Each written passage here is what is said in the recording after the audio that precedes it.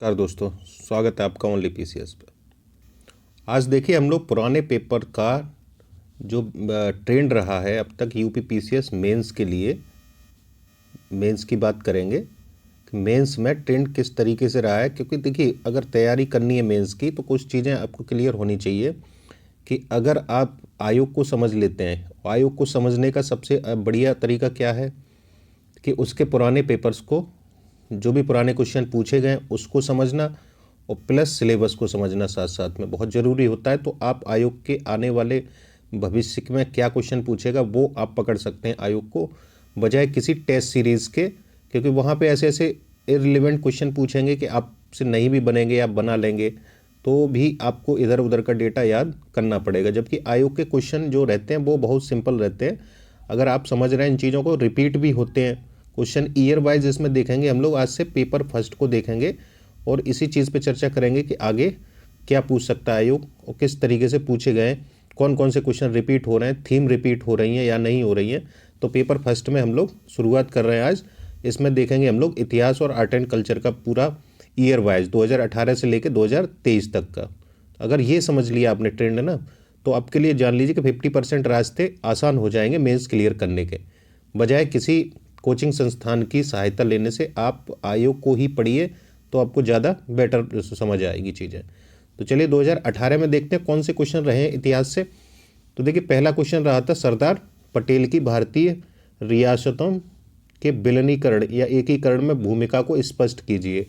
अब ये देखिए ये क्वेश्चन सीधा सीधा पर्सनालिटी से पूछा गया है और ये टॉपिक में भी इतिहास में सिलेबस में भी दिया है।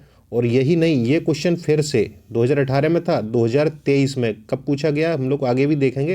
तो 2023 में भी पटेल जी की यही सेम क्वेश्चन उठा के 2023 में रख दिया है। ठीक है, तो इसलिए इनकी भूमिका आपको अच्छे से देख लेनी है। अब इस बार 24 में तो नहीं पूछा जाएगा क्योंकि इस बार पूछ लिया है तो 23 में, तो 24 में इसकी संभावना कम है। तो इसी तरह दूसरी आप पर्सनालिटी किसी को उठा सकते हैं जिनकी भूमिका अच्छी रही हो।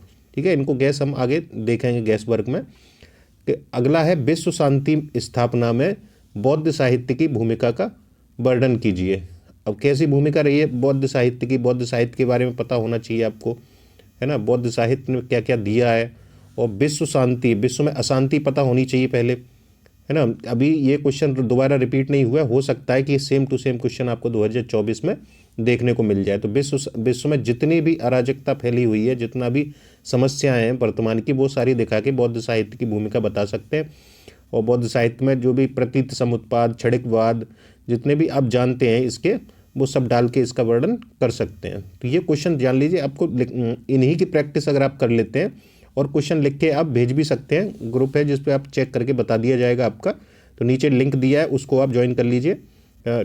टेलीग्राम लिंक है और प्लस उसमें व्हाट्सएप ग्रुप का लिंक है जिस पे आप मेंस के आंसर लिख के भेज सकते हैं। और पुराने क्वेश्चनों के ही लिखिए पहले, तो इन्हीं को बार बार लिखिए, इसी से आपको पता चल जाएगा। अगर ये आपने लिख लिए, क्योंकि अब तक कितने पूछे गए देखिए, 4 पेपर कोई लगाए, अगर इस बार जो जुड़ा है 5 और 6 पेपर, तो 4 पेपर वो भी 18 से लेकर 23 तक, यानी 6 साल के कितने क्वेश्चन हो जाते हैं। तो अगर यही लिख लिए ना आपने, तो 200-300 क्वेश्चन आपका यही हो जाएगा। और इतना लिखने के बाद आपकी स्पीड से लेके कोई भी समस्या नहीं रहेगी। आप आगे देखिए, इसमें तीसरा क्वेश्चन पूछा है महात्मा गांधी के बारे में पूछा है। तो थीम देखिए, पर्सनालिटी से फिर थीम है इसमें, दो ही थीम पूछी है किसमें, 2023 में। तो महात्मा गांधी भारतीय राजनीति के मध्य मार्गी दृष्टिकोण का प्रतिनिधित्व करते हैं, तर्कपूर्ण व्याख्या देनी है। ठीक है, तो ये दोबारा अभी नहीं आया है क्वेश्चन, तो 24 में हो सकता है ये पूछा जाए, इसलिए इसको लिख के प्रैक्टिस कर लीजिए। चौथा क्वेश्चन है 200 वर्षों के ब्रिटिश शासन ने भारतीय अर्थव्यवस्था के मेरुदंड को क्षतिग्रस्त कर दिया था। यहाँ व्याख्या करनी है, ये 200 वर्ड में है और ये बाकी 125 वर्ड में थे। तो पांचवा क्वेश्चन है इसमें 1857 का विद्रोह भारतीय इतिहास में एक निर्णायक मोड़ था, कैसे था वो स्पष्ट करना है। पहले क्या व्यवस्था थी ये विश्लेषण करना है इसका, और उसके बाद में 1857 के बाद में क्या क्या बदलाव हुए वो सब इसमें दिखा देना है आपको। ठीक है, तो ये आप 5 क्वेश्चन पूछे गए थे इतिहास से 18 में। तो इससे ये भी पता लगता है कि 5 क्वेश्चन यानी 1/4 पार्ट आपका ये इतिहास से ही था। आगे देखते हैं 2019 का। 2019 में मात्र 3 क्वेश्चन इतिहास से आए थे और 3 क्वेश्चन रहे थे, यहाँ पे संख्या घट गई थी। पहला था इसमें 600 से 300 ईसा पूर्व में मानव के सामाजिक आर्थिक विकास में लौह खनिज की भूमिका पूछी है, सीधे सीधे लौह खनिज की भूमिका का वर्णन करना है यहाँ पे। तो ये आपका आसान था क्वेश्चन, भूमिका आपको बता देनी थी, ठीक है। तो हो सकता है ये अभी दोबारा रिपीट नहीं हुआ है, नेक्स्ट चांस इसके भी बन रहे हैं। अगला है क्वेश्चन, वैदिक शिक्षा व्यवस्था की प्रमुख विशेषताओं का वर्णन करना है आपको इसमें, और वर्तमान में इसकी सार्थकता की समीक्षा भी करनी है, ठीक है। तो ये क्वेश्चन है आपका, वैदिक से बहुत पूछा गया है, आगे भी रिपीट होंगे वैदिक साहित्य से, इस बार 2023 में भी देखने को मिलेगा वैदिक से। अब तीसरा क्वेश्चन क्या रहा है इसमें, भारत के स्वतंत्रता आंदोलन में भारत छोड़ो आंदोलन के योगदान का परीक्षण करना है यहाँ पे, ठीक है। तो ये आपको परीक्षण इसमें करना है भारत छोड़ो आंदोलन का। तो ये देखिए, ये पहली बार क्वेश्चन ये भारत छोड़ो से पूछा गया है, तो हो सकता है अब आगे देखेंगे क्या क्या बचे हुए हैं तो वो पूछ सकता है जिनको। तो 2020 में देखते हैं, 20 में भी 3 ही क्वेश्चन पूछे गए, यानी यहाँ भी संख्या कम है। पहला था यहाँ से, हड़प्पा काल में शहरी नियोजन पे टिप्पणी करनी थी। शहरी नियोजन किस किस तरीके का था, अब तक बहुत पढ़े होंगे इसके बारे में, तो ये क्वेश्चन डाल सकते थे, आसानी से बना सकते थे क्वेश्चन को। सॉरी, तो ये टिप्पणी करनी थी इस पर शहरी नियोजन के बारे में, और ज़्यादातर इतिहास आपने प्री क्लियर किया है, तो ये चीज़ें तो आपको फैक्चुअल आपने बहुत पढ़ी होंगी, तो ये क्वेश्चन आसान था ये भी। वर्ण व्यवस्था पर गांधी जी के विचारों का मूल्यांकन करना है। देखिए, मूल्यांकन जब करना रहे तो आपको क्या है, दोनों ही चीज़ें दिखानी रहती हैं, पक्ष विपक्ष, तो थोड़ा सा आपका विपक्ष भी दिखा देना है, लेकिन पक्ष ज़्यादा दिखाना है, और फिर उसी के आधार पर आपको कंक्लूजन दे देना है। तो गांधी जी के विचार क्या क्या रहे हैं, सामाजिक विचार, आर्थिक विचार, लेकिन यहाँ पे वर्ण व्यवस्था पे विचार पूछे गए, ठीक है, कि गांधी जी के विचार क्या रहे और उनका मूल्यांकन। तो आगे हो सकता है गांधी जी के सामाजिक, आर्थिक और अन्य क्षेत्रों में, सांस्कृतिक क्षेत्र में, धार्मिक क्षेत्र में, ये तो आपके पेपर 4th में भी गांधी जी बहुत चर्चित हैं, तो पेपर 4th में भी आप आए या ना आए आप कोट कर सकते हैं गांधी जी को। तो गांधी जी के बारे में तो आपको पढ़ना ही पड़ेगा, वो आपको डायरेक्ट इनडायरेक्ट किसी न किसी रूप में मिल जाएंगे पेपर में। तीसरा क्वेश्चन है, भारत में गवर्नर जनरल लॉर्ड वेलेस्ली के काल में ब्रिटिश शासन के प्रसार की विवेचना करनी है। तो वेलेस्ली ने सहायक संधि चलाई थी, सहायक संधि के तहत उसने क्या क्या काम किए थे, कैसे कैसे प्रसार हुआ था, उसकी विवेचना आपको करनी रहेगी इसमें, ठीक है। अगला देखिए, 2021 का देखते हैं पेपर, उसमें क्या पूछा है। वैदिक साहित्य में पहला क्वेश्चन है, वैदिक साहित्य में वर्णित भारत की भौगोलिक विशेषताओं का वर्णन करना है। भौगोलिक विशेषताएं क्या थीं, किस किस के बारे में चर्चा हुआ है, क्या क्या पढ़ते हैं हम भूगोल में, जो भी वर्षा है, वन है, समुद्र है, पहाड़ हैं, पर्वत हैं, क्या इनकी उल्लेख है इनका, तो आपको वो शब्द उठा के यहाँ पे वो दिखा देना है कि इनके ये परिचित थे इन चीज़ों से, कहाँ से विस्तार था, कैसे क्या था, तो ये आप वैदिक साहित्य में दिखा सकते हैं। अगला दूसरा क्वेश्चन है, भारतीय सांस्कृतिक विरासत के वैज्ञानिक पहलू बताने हैं। सांस्कृतिक विरासत में वैज्ञानिक पहलू आपको बता देने और उनकी विवेचना करनी है। तो ये आपके गुप्त काल में और जो भी खोजें हुई हैं विज्ञान की दिशा में, तो प्राचीन काल तो इसके लिए स्वर्ण युग था, तो ये आप डाल सकते हैं इसको कहीं भी उसके उठा के। ये बहुत फेवरेट आयोग का क्वेश्चन, ये रिपीट होगा ही होगा, जान लीजिए 24 में हो सकता है फिर आपको मिलने को देखने को मिले पेपर में, तो इसे आप नोट डाउन कर लीजिए, 2024 में आपको हो सकता है रिपीट। अगला है, गुप्त काल में विज्ञान एवं प्रौद्योगिकी के विकास पर प्रकाश डालिए। अब देखिए, सीधा सीधा किस पे, विज्ञान एवं प्रौद्योगिकी पे सीधे सीधे 2 क्वेश्चन 2021 में डायरेक्ट पूछे गए, और लगभग दोनों की चीज़ें आपको सेम देखने को मिलेंगी। कुछ कुछ चीज़ें जो आपको डालनी रहेंगी, यहाँ स्पेसिफिक गुप्त काल के लिए चीज़ें पूछी गई हैं, और यहाँ प्राचीन भारतीय विरासत, जो सांस्कृतिक विरासत है, उसमें वैज्ञानिक पहलू बताने हैं। तो सीधे सीधे यहाँ पे टेक्नोलॉजी, साइंस टेक्नोलॉजी से 2 क्वेश्चन आपको 22-21 में सीधे मिले हैं। चौथा क्वेश्चन है आपका, 19वीं सदी के भारतीय पुनरुद्धार आंदोलन ने भारत के विकास में किस प्रकार सहयोग दिया, वर्णन कीजिए। 200 शब्दों में करना है वर्णन। तो ये भारतीय पुनरुद्धार आंदोलन जो भी 19वीं सदी में था, राजा राम मोहन राय के द्वारा शुरू किया गया और वो आगे बढ़ता गया, उसको आपको यहाँ पे दिखा देना है। तो ये आपको क्वेश्चन, ये भी बहुत फेवरेट आयोग का सेक्शन है, ये सामाजिक आर्थिक जो धार्मिक आंदोलन थे उनके बारे में क्वेश्चन ज़्यादातर पूछता ही है। तो ये 4 क्वेश्चन अगला देखते हैं और भी है क्या इसमें 2021 में। तो ये सिर्फ 4 थे, 4 पूछे गए 21 में। और देखिए 22 में कितने वो भी देख लेते हैं 22 में क्या क्या हैं। तो 22 में पूछे गए आपके मौर्य कला एवं स्थापत्य कला मौर्य कला एवं स्थापत्य कला की प्रमुख विशेषताएं आपको बता देनी है। ये पूछा है मौर्य। और देखिए यही 23 में देखिएगा इससे एक और रिलेटेड क्वेश्चन आया है, तो आगे क्या बना सकता है आर्ट एंड कल्चर में वो भी हम लोग देखेंगे। तो यहाँ मौर्य का पूछा है, हो सकता है कि अगली बार में मौर्योत्तर का पूछ ले, या आपको प्रागैतिहासिक काल का पूछ ले, या हड़प्पा सभ्यता से संबंधित पूछ ले। ठीक है, तो हड़प्पा से पहले पूछ ही चुका है और फिर से यहाँ पे मौर्य से पूछा है। आगे चांस है उसका कि मौर्योत्तर काल से पूछ ले, है ना। तो ये स्थापत्य कला आपकी बहुत छोटे छोटे नोट्स उसमें डाल दिए गए हैं। आप टेलीग्राम लिंक ज्वाइन कर लीजिए तो वहाँ से आप देख के इनको आसानी से बना सकते थे। 125 शब्द लिखने थे, तो यहाँ पे 5-7 पॉइंट भी आपके क्लियर होते तो आप इसको लिख सकते थे। दूसरा क्वेश्चन है प्रेस की स्वतंत्रता के लिए संघर्ष में राष्ट्रवादी नेता बाल गंगाधर तिलक का योगदान पूछा गया है, उसका वर्णन करना है 125 शब्दों में। क्या क्या रहा था उनका योगदान वो दिखा देना है प्रेस की स्वतंत्रता में। तो ये दूसरा क्वेश्चन था। तीसरा देखिए गुप्त काल को प्राचीन भारतीय इतिहास का स्वर्ण काल क्यों कहा जाता है। तो ये गुप्त काल पे देखिए 2021 में भी पूछा गया था, 2022 में भी पूछ लिया गया है। यहाँ स्वर्ण काल पूछा था, वहाँ साइंस टेक पूछा था, है ना। तो ये फोकस आपको करना पड़ेगा। आगे भी यही थीम रहेंगी, यहीं से चीज़ें रहेंगी, बस थोड़ा सा घुमाएगा आयोग इधर उधर कुछ भी आपसे, लेकिन चीज़ें आप एक बार समझ लेंगे। इनके छोटे छोटे नोट्स बना लेंगे। नोट्स बहुत ज़रूरी होते हैं क्योंकि पूरा थ्योरी यहाँ पे नहीं लिख सकते हैं 125-200 वर्ड में, या 200 में पूछा है तो कितना लिखेंगे आप 200 वर्ड में। तो इसलिए आपको छोटे छोटे नोट्स आपके पास होने चाहिए। और भगत सिंह द्वारा अगला है चौथा, भगत सिंह द्वारा प्रतिपादित क्रांतिकारी दर्शन पर प्रकाश डालिए। अब देखिए 2 पर्सनालिटी हर बार पूछ रहा है लगभग। देखिए यहाँ भगत सिंह के बारे में पूछ लिया है और बाल गंगाधर तिलक के बारे में। स्टार्टिंग में देखे वहाँ भी 2 पर्सनालिटी पूछी जा रही हैं। 23 में भी हम लोग देखेंगे कि यहाँ भी पर्सनालिटी दो पूछी गई हैं। तो इन पे ज़्यादा फोकस करना है कि 4 से 5 क्वेश्चन रहते हैं। उसमें भी वर्ल्ड हिस्ट्री का हम लोग अलग से देखेंगे, और इसी में ईयर वाइज ही है वो भी, क्योंकि उस पर 1 या 2 क्वेश्चन रहता है और कभी कभी खाली भी चला जाता है वहाँ नहीं देखने को, जैसे 2022 में नहीं मिला। तो पहले यहाँ समझ लेते हैं कि यहाँ किस किस तरीके से 2 क्वेश्चन तो आपको सीधे सीधे व्यक्तित्व पे मिल रहे हैं, तो आप व्यक्तित्व पे ज़्यादा फोकस करिए। बाकी 5 में से 4 या 5 में से आपके 2 क्वेश्चन, यानी कि लगभग 40% हिस्सा तो आपका इन्हीं से बन रहा है। ठीक है, तो आगे 5वां क्वेश्चन देखिए, प्राचीन भारतीय ज्ञान के उन बिंदुओं को स्पष्ट कीजिए जिनके आधार पर भारत को विश्वगुरु अभिहित किया गया है।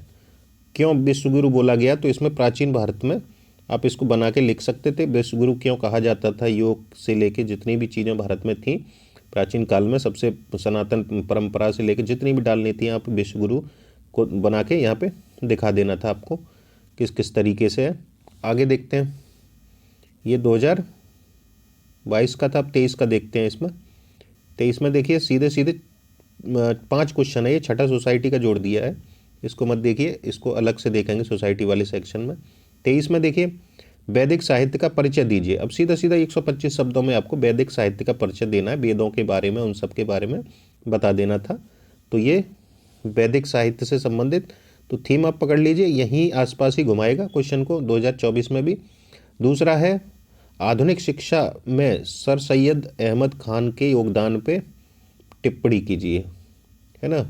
किसका 1 पर्सनालिटी देखिए ये है, हर बार 2 पर्सनालिटी लगभग पूछ ही रहा है। और देखिए ये फिर से ये 2018 का क्वेश्चन है, फिर से रिपीट हुआ है। स्वतंत्रता प्राप्ति के बाद सरदार पटेल की दूसरी ये पर्सनालिटी है, वही भारत के एकीकरण में भूमिका फिर से बतानी, वही सेम क्वेश्चन रिपीट हुआ है 2018 वाला। कौन सा, 2018 में सेम टू सेम। देखिए 1 पर्सनालिटी यहाँ सर सैयद अहमद खान के योगदान को पूछ लिया, दूसरा ये किसके, आपको सरदार पटेल के योगदान को पूछ लिया है। इनकी विवेचना, भूमिका की विवेचना करनी है क्या रही है।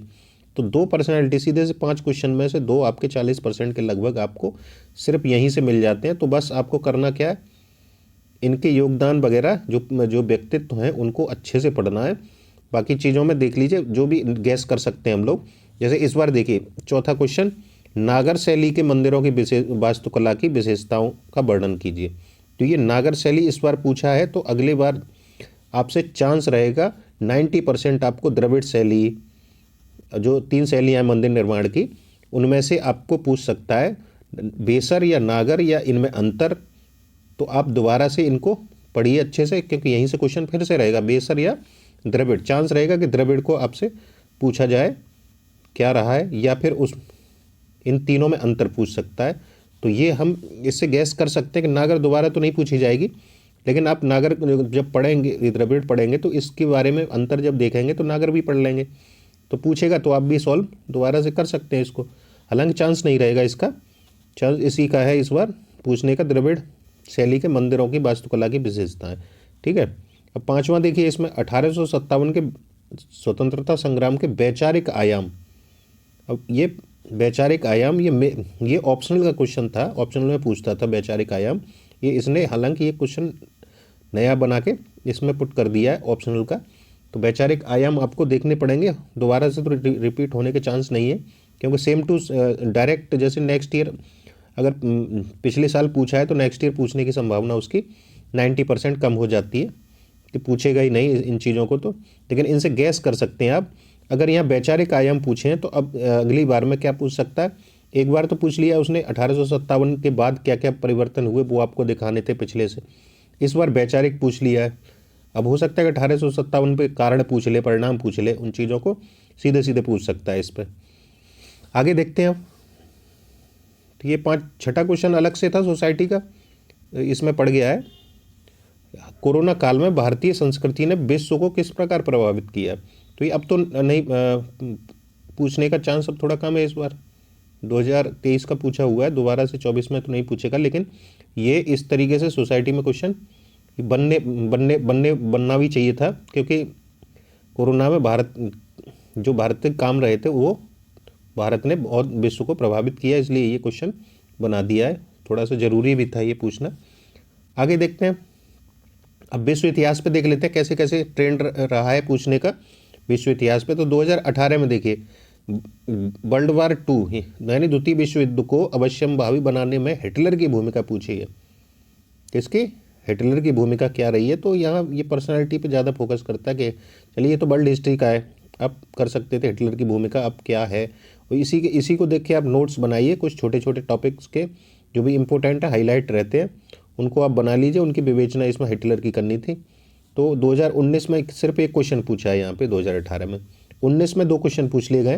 पहला है देखिए, ब्रिटेन की औद्योगिक क्रांति का भारत के आर्थिक जीवन पर पड़ने वाले प्रभावों का आलोचनात्मक परीक्षण करना है। क्या करना है? आलोचनात्मक परीक्षण करना है। तो देखिए आलोचनात्मक परीक्षण में क्या करना रहता है आपको कि लगभग आप नेगेटिव पक्ष लिखेंगे 60-70%, कितना 60-70% नेगेटिव पक्ष लिखेंगे और बाकी 30% पॉजिटिव पक्ष इसका लिखेंगे। तो बाकी इसका कंक्लूजन इसी के आधार पे दे दिया जाए। तो यही इसमें डिमांड होती है क्वेश्चन की। तो इसमें एक क्वेश्चन ये हो गया। दूसरा देखिए, द्वितीय विश्व युद्ध में फिर से पूछ लिया, 18 में पूछा, फिर दोबारा से 2019 में पूछ लिया, लेकिन यहाँ पे थोड़ा सा बदल दिया। ये वहाँ हिटलर की भूमिका पूछी थी, यहाँ पूछा गया द्वितीय विश्व युद्ध के बाद वैश्विक स्तर पर विश्व शांति के लिए किए गए प्रयासों का वर्णन करना है 200 शब्दों में। क्या क्या प्रयास हुए थे, यूएनओ वगैरह बना था और उसके बाद में क्या क्या व्यवस्था हुई थी, वो सब आपको बता देना था द्वितीय विश्व युद्ध के बाद में। ठीक है, आगे देखते हैं। 2020 में पहला 2 ही क्वेश्चन पूछे, 20 में भी, यानी मैक्सिमम 2 क्वेश्चन रहते हैं। और जानते कम से कम तो एक या एक भी नहीं, ये भी रहा है, एक आध तो पूछता ही है।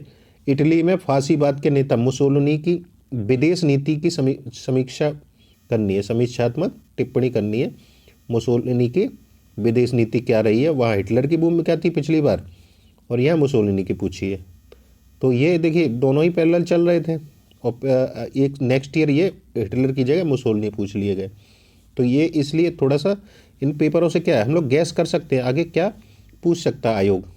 ठीक है, आगे देखते हैं। जैकोबिन्स कौन थे, ये जैकोबिन्स के बारे में पूछा है क्वेश्चन में। जैकोबिन्स फ्रांसीसी क्रांति में उनकी क्या भूमिका पूछी है, क्या भूमिका रही थी। जैकोबिन्स वही क्लब है जो कि टीपू सुल्तान ने जिसकी सदस्यता ली थी वो वही जैकोबिन्स के बारे में बताना है, तो फ्रांसीसी क्रांति से पूछ लिया है।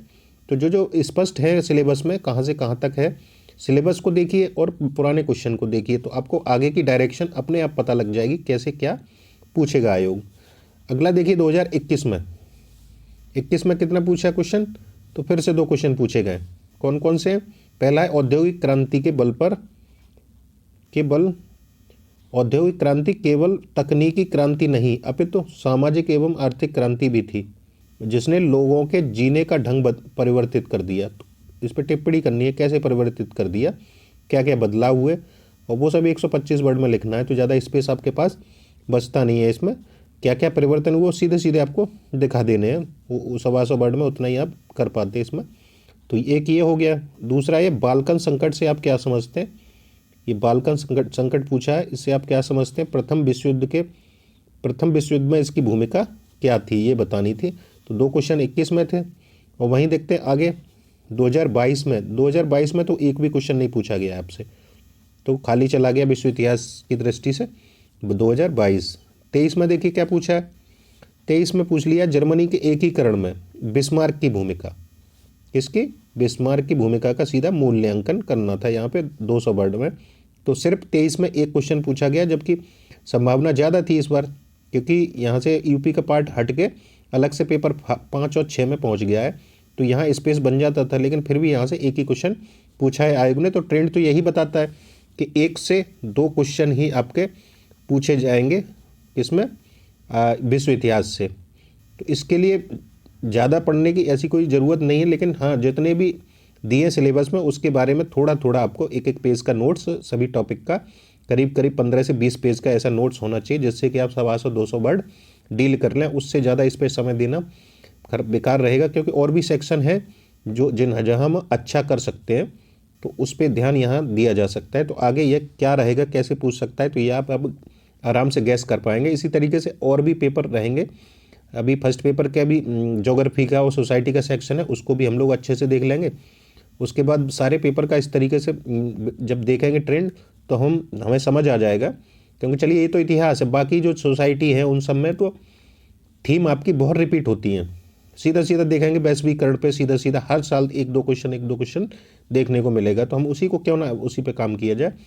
तो यही आपकी डायरेक्शन तय करेंगे आयोग को समझने में और आपकी तैयारी के।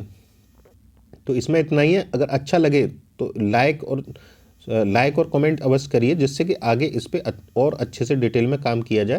क्योंकि इस तरीके से अभी ना मार्केट में निकाल के दिए क्वेश्चन आपको, और ना ही किसी उसमें बुक में मिलेंगे ये। तो सीधे पेपर वाइज है, पेपर वाइज भी देखिए, लेकिन आपको ट्रेंड इस तरीके से भी समझना पड़ेगा। तो अगर सब्सक्राइब ना किया हो चैनल तो कर लीजिए, क्योंकि आगे इसी तरीके से पूरी तैयारी कराई जाएगी आपकी यहाँ यूपी पीसीएस ओनली पीसीएस पे। तो ये आप जान लीजिए प्री से लेके मेंस तक। अगर जिनका प्री का प्रॉब्लम है वो भी अब हम लोग मई से शुरू करेंगे, 2 महीने का रहेगा। 2 महीने जिसने भी कंटिन्यूस फॉलो कर लिया उसका प्री नहीं रुकेगा। और इस बार सीटें भी बढ़ गई हैं आपकी, 750 से 800 सीटें होने वाली हैं, जो कि आज तक की हाईएस्ट सीटें हो सकती हैं कि रहें। तो इसलिए आप ये इस समय जो नहीं पढ़ पा रहे हैं उनसे हट के आप अगर पढ़ लिए तो सिलेक्शन इस बार लेना बहुत आसान है। तो वही ले सकते हैं जो इसी समय डेडिकेशन से लगे रहेंगे। तो इस वीडियो में इतना ही है। Thank you so much.